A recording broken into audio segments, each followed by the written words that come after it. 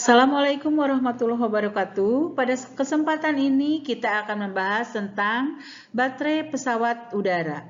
Saya Tresnawati SPD MMPD yang mengajar di SMK Negeri 12 Bandung.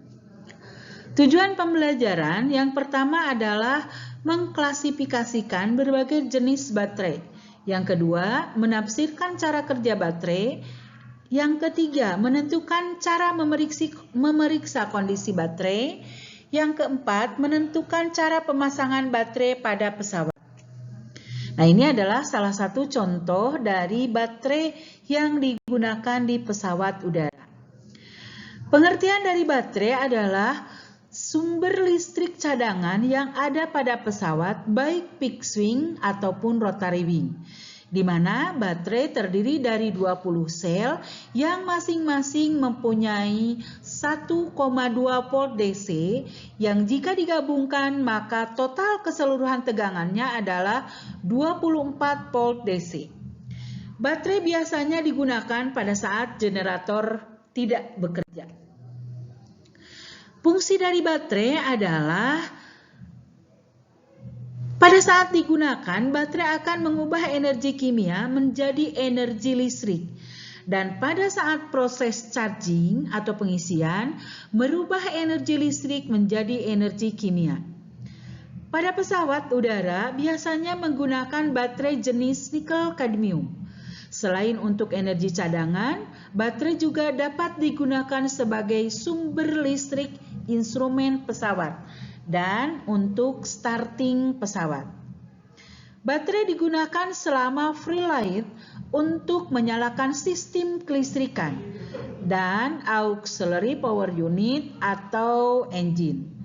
EFU dan engine biasanya memberikan daya pada sirkuit listrik untuk charging ulang baterai.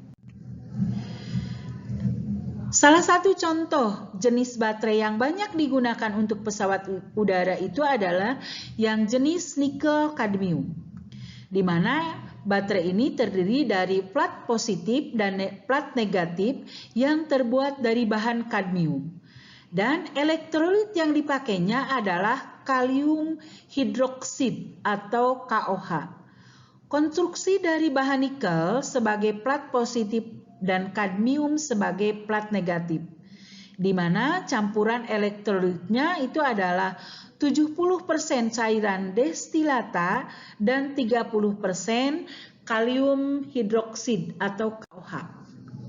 Nah, ini sebetulnya nikel kadmium itu tidak hanya digunakan untuk baterai di pesawat, karena baterai-baterai nikel kadmium ini juga digunakan untuk handphone yang pada zaman dulu yang sebelum untuk sekarang menggunakan handphone yang ditanam.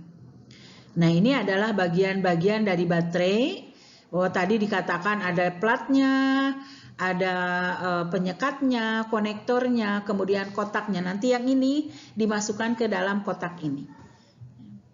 Kemudian untuk pengecekan baterai ini bisa dilakukan secara berkala, di mana kalau untuk pengecekan baterai secara berkala dilakukan setiap 3 bulan, di mana untuk penambahan cairan elektrolit, untuk cek kebocoran, dan untuk pengecekan sel baterai.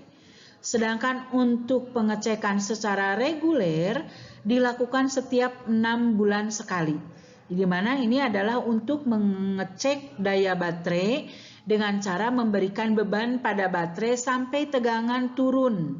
Yang tadinya 24 volt turun menjadi 20 volt. Kemudian yang keduanya adalah untuk mengecek kebocoran atau installation. Proses charging.